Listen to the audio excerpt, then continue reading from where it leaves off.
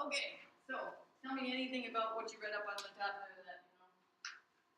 The linear function have a constant first difference and quadratic function is so difference, and an exponential function has a common ratio.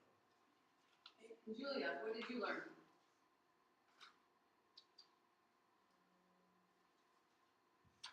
You can also look at patterns in data to determine the correct model.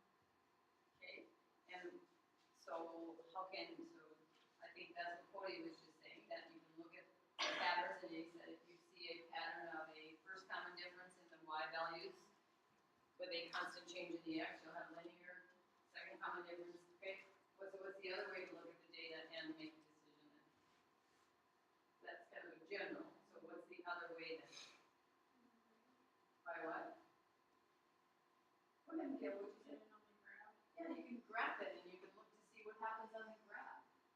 So they graphed some ordered pairs here and they did not connect any of the points. They just left them on the graph because decided is this linear, quadratic, or exponential.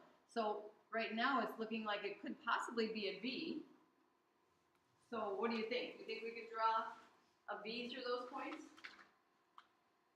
I'm going to give you rulers because we're going to need them anyway, so why don't you try?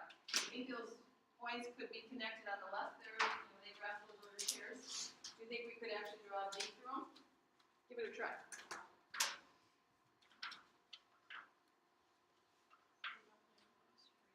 They don't line up on a straight line, do they? You can't make a V. Does anybody remember what kind of graph, what kind of function does provide a V graph? No, that's a U graph. Remember, that's we call those U's. What makes a V graph? You know, the kind that you can't put a straight edge right through the points and then they meet down in the, at a point or at the top of the point and they are a V. Don't remember this? Yeah, it was like, Is it cubic? No. Quadratic? Quadratic is a U. Come on. Linear. That was chapter 8. Is it linear? Linear is chapter 4. That's a straight line. didn't we like just learn this? Like this would be like, it's like four things down or something? That was the parabola. Yeah, that was the parabola, but that's not a V. Oh, Cody. I just dropped it. It came from last year. I forgot last year. Oh, I know. Seriously, we can't even remember last semester, let alone last year, right? Yeah, I can. Absolute value? No, doesn't ring a bell. Well, would you all make sure that you at least get this much remembered? I see a V on a graph. That means it came from, that's an absolute value function. Not a quadratic, not a linear, not a cubic, definitely not an exponential, but a, what kind of makes a V graph there? I can swing my ruler, I can do that. I couldn't tell you. Oh. Just Help them out.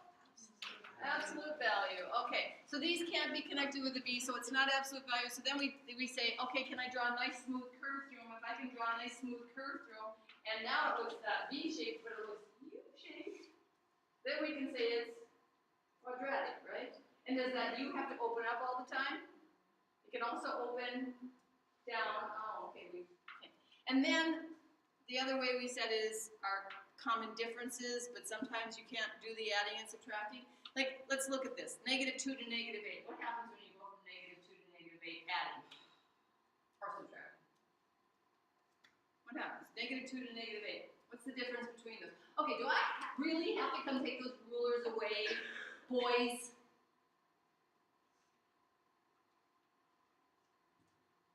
To get from -2 to -8, oh, I need a pen. To get from -2 to -8, I have to subtract 6. Thanks for answering. Okay, to get from -8 to -32, I have to. No. We're just checking out adding or subtracting right now. I have to -20 what? 4. And to get from -32 to -128.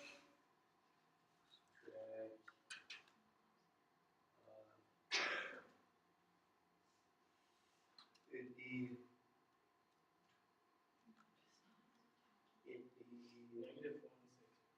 No way. -72. No. Negative 69. I mean 96. You wanna go with that answer now? Negative 96. Okay. Oh, you don't agree with him? Subtract 96? Sorry. Okay, so is it linear? No? You can't even figure out what I'm doing right now, can you?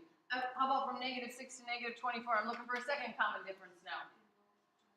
No, I'm looking for I'm looking for common differences right now. -6 to -24. 18. -18.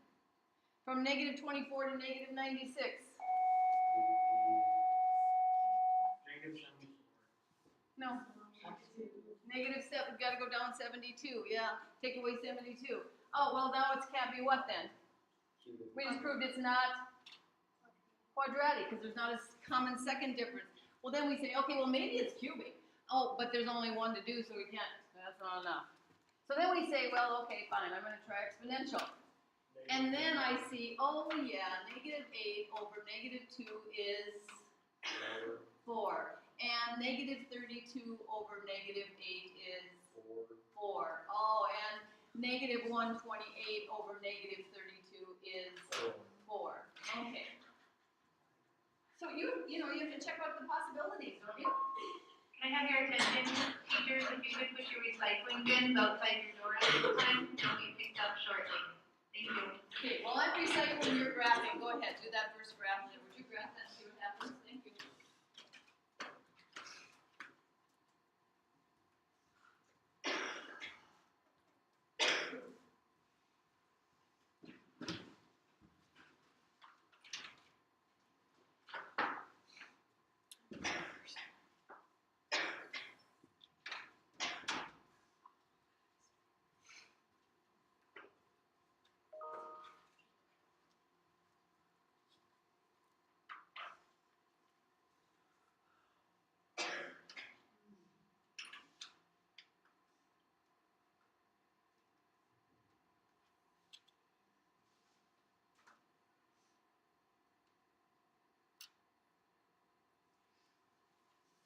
And then you decide what you can draw through those points. Can you draw a line? Can you draw a U? Can you draw a curve? What are you going to draw? And if it's a line, you're going to use the ruler that I gave you to use as a straight edge, not as a toy.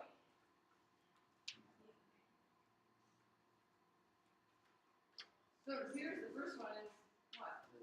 Linear.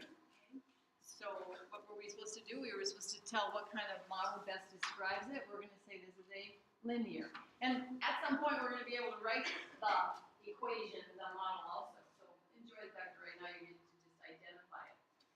Okay, go ahead and graph those other ones and see what you get. No fractions, really?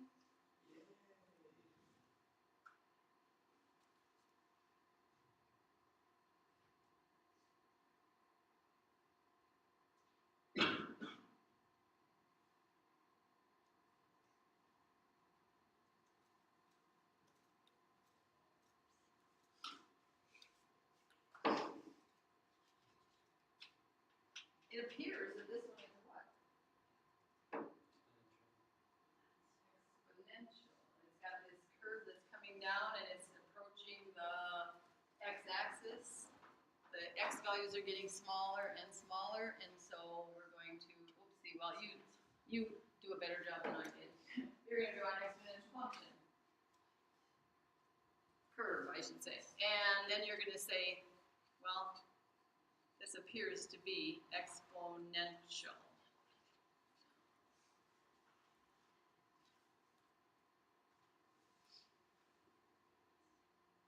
Now, sometimes, the order terms that they give us don't give us enough information when we graph them to get a good picture of the graph. So sometimes we have to do the algebraic method instead, where it says, you know what, look for those patterns that, do you have a first common difference, a second common difference, do you have a third common difference, or do you have a constant ratio? So now we're really doing what we just did in our homework for today, right? First of all, we got to check for what? What has to be true in the x's? Yeah, they gotta be changing by the same amount, so you're gonna show that too. Because you're gonna be convinced they are, you don't want to be like that number 16 and say, oh, it's quadratic. No, it's not. And then, you're gonna start trying some things and saying, should we try the common difference method? From 6 to 12 it is add 6. From 12 to 24 it is add 12. From 24 to 48 it is add 24. Well, it's not, this tells us right now it's not what? It's not linear. So then we try again. We say, okay, we'll work with you guys then. From 6 to 12, add 6. From 12 to 24, add 12. Okay, what did we just find out now? Not quadratic. They can't be too big, so it's And we can't move on to the next one because they didn't give us enough information to. So we're going to find out, the next thing we're going to check is it exponential? And how do we do that? We say, oh, well, I can put 12 over 6, a y value over its previous y value.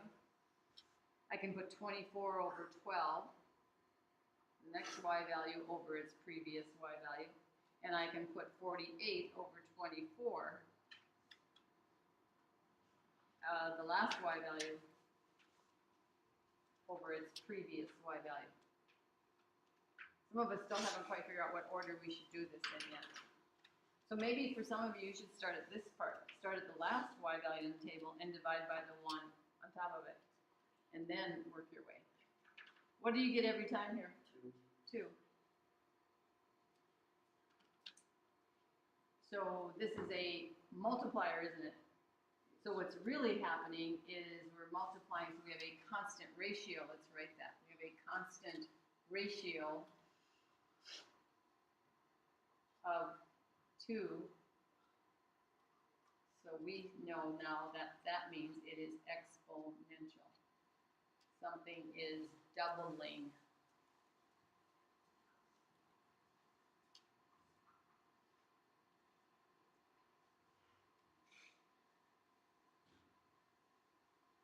Okay, now, you get to decide where you're going to start. If you want to always start first and check to see if it's exponential first, you can. You know, or you want to start with the common differences. It doesn't matter, but you have to have something to support your decision.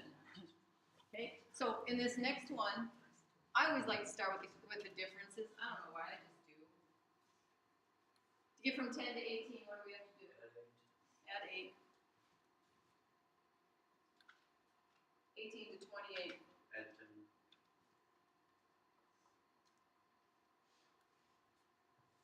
28 to 40. Add 12. Okay, now you take a break after this, would you, Cody? Thanks. I love your participation. I do. I really do. I just want to make sure that these other people know something too, because I already know you do. Do the rest of you? No? Oh, you're playing not. What does this tell us? It's not linear.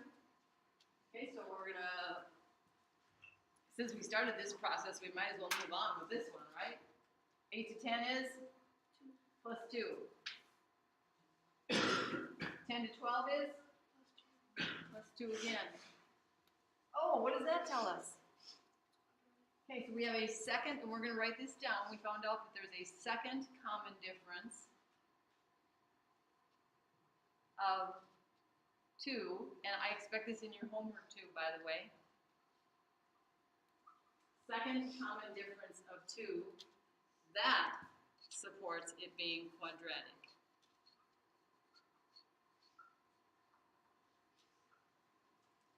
And I don't know about you, but I sure like that we don't always have to graph to find out what the model is.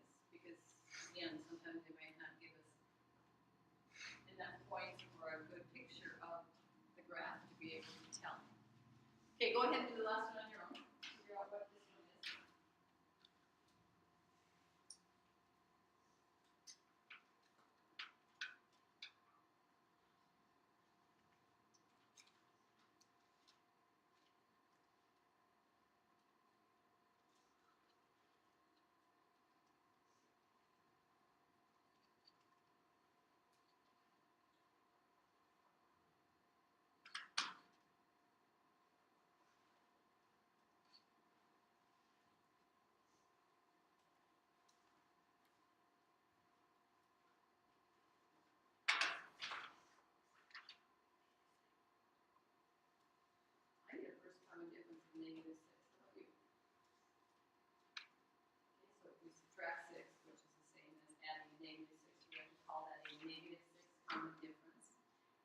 first one, so what kind of model do we have here, Tori?